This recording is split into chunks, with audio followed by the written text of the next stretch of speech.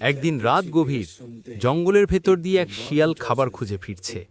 হঠাৎ বাতাসে ঠান্ডা হাওয়া বয়ে গেল, আর এক কোণ থেকে কে যেন হি হি হি হি হি হি হি হি হি করে হাসছে।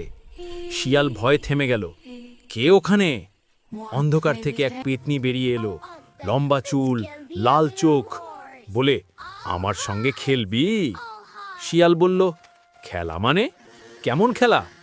পেতনি হেসে বলল, চলো দেখি কে কারে ভয় দেখাতে পারে। শিয়াল চালাকি করে বলল, ঠিক আছে, চোখ বন্ধ করো, আমি লুকাই। পেতনি চোখ বন্ধ করতেই শিয়াল দৌড়ে পাশের কাদার গর্তে তার চুল বেঁধে দিল। পেতনি চুল খুলতে খুলতে চিৎকার করছে, আর শিয়াল দূর থেকে বলে উঠল, এইবার বুঝলি, জঙ্গলে বুদ্ধিও দরকার, শুধু ভয় দেখিয়ে হবে না।